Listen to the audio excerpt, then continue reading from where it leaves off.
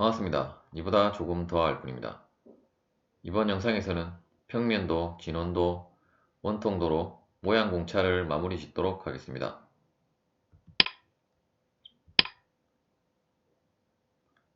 먼저 평면도에 대해 알아보도록 하겠습니다. 평면도는 기하공차 값만큼 떨어진 이론적으로 정확한 두 개의 평행한 평면 사이에 제품의 표면 요소가 위치하도록 규제하는 기하공차가 되겠습니다.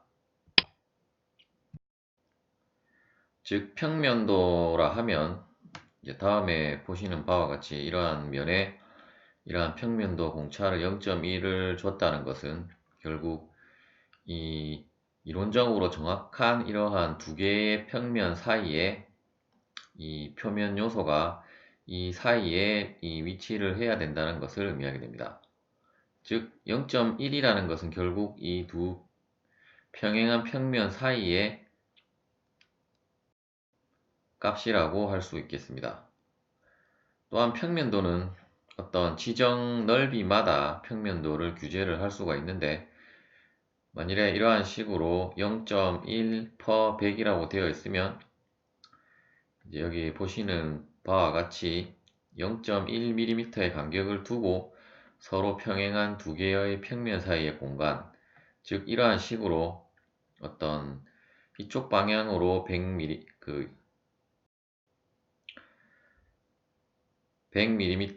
그리고 이쪽 방향으로 100mm가 된 이러한 어떤 사각형 영역 안에 있는 그 부분에 있어서 이러한 공차값의 차이가 나는 두 개의 이러한 평행한 평면 사이에 이 표면이 들어와야 된다는 것을 의미하게 되겠습니다.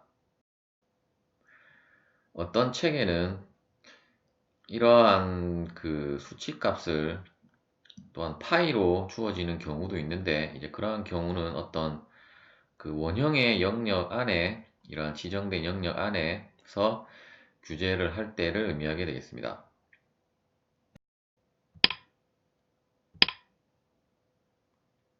진원도에 대해 알아보도록 하겠습니다. 진원도란 제품의 원형 형체가 이론적으로 정확한 두 개의 동심원의 차이에 해당되는 영역에 위치하도록 규제하는 기하공차를 의미합니다. KSB 6064에 의하면 이러한 진원도를 규제하는 방법에는 다음과 같이 세 가지 경우가 있을 수 있으며, 이러한 식으로 어떤 평면도 형상에서 이러한 원에 대해서 이러한 진원도를 규제를 할 수도 있고, 혹은 이러한 원통형 형상의 이 직선 부분에다가 진원도를 규제를 할 수도 있습니다. 또한 이러한 원추형의 어떤 제품이 있을 때 그때 이 원추의 표면에도 이러한 식으로 진원도를 표시를 할 수가 있겠습니다. 즉 이러한 진원도라는 것은 결국 이러한 이론적으로 정확한 두 개의 원 사이에 이러한 제품의 형체가 이 두 개의 원 사이에 들어와져야 한다는 것을 의미하게 되겠습니다. 조금 더 자세한 내용을 예를 들어서 한번 살펴보도록 하겠습니다. 예를 들어 이러한 원통 형상의 파이 30짜리 파이 30이고 치수 공차가 플러스 마이너스 0.1인 이러한 원통의 제품에 진원도가 0.03을 줬다는 것은, 이제 여기 보시면 이제 이 굵은 실선으로 된 부분이 이제 실제 형상이라고 했을 때, 물론 이거는 조금 과장되게 조금 그린 형상이 되겠지만, 어쨌든 실제 제품은 이러한 식으로 이 표면이 완벽하게 원이 되지 않고 이러한 식으로 울퉁불퉁하게 가공이 되어질 것입니다. 이제 그러한 경우 일단 이 실제 제품에 어떤 중심이 있을 것이고, 그러한 중심을 통과하는 이러한 내접원이 있을 것이고, 또한 이 중심을 마찬가지로 통과하는 외접원이 있을 수 있을 것입니다. 즉 이 기하 공차값이라는 것은 결국 이러한 내접원과 외접원의 차이값이 바로 이러한 식으로 그 공차역의 값이 되겠으며, 이때 이 2점 세선으로 표현된 부분은 이제 최대 실체 치수 또한 이 최소 실체 치수가 되겠으며, 따라서 이러한 그 공차역은 항상 이러한 그 치수 공차역 안에 있어야 함을 의미하게 되겠습니다.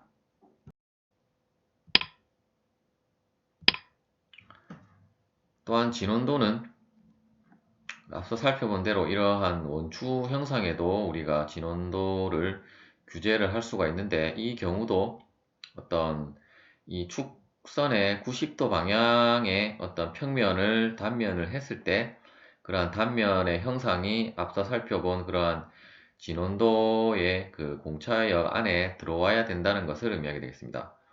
즉, 이 경우는 이제 이러한 사선이 쳐져 있기 때문에 그 여러 개의 단면을 쳐서 그 공차의 값을 여러분들이 판단을 하셔야 될 것입니다.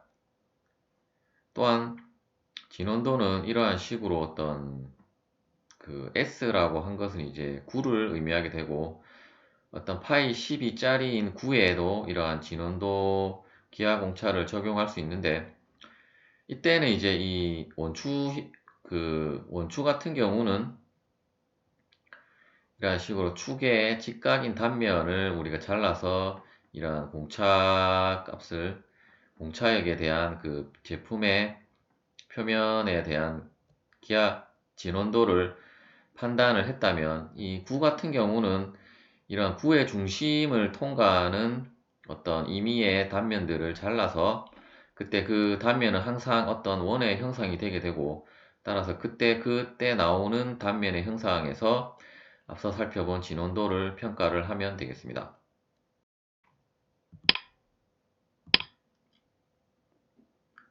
원통도에 대해 알아보도록 하겠습니다.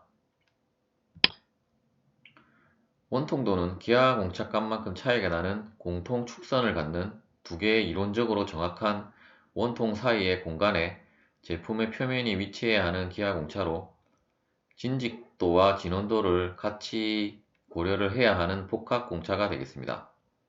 원통 형상을 가진 어떤 제품에만 규제가 가능하며, 또한 이러한 원통도의 기하 공차 값에는 중심 축선을 규제하는 것이 아니기 때문에 파이 기호는 사용할 수 없겠습니다. 또한 모든 모양 공차가 진직도를 제외하고는 그 최대 실체 조건은 적용을 하지 않게 되겠습니다.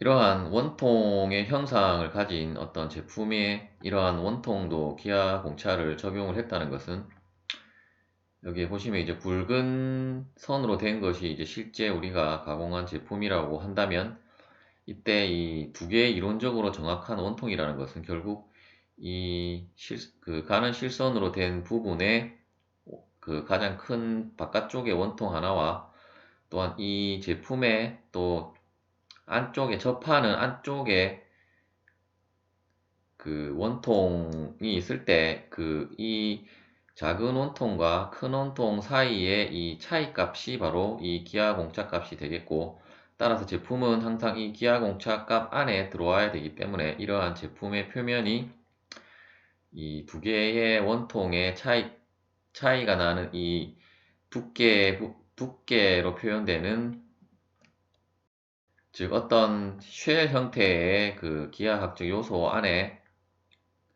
그 제품의 표면이 들어와야 된다는, 위치를 해야 된다는 것을 규제하는 공차가 원통도가 되겠습니다.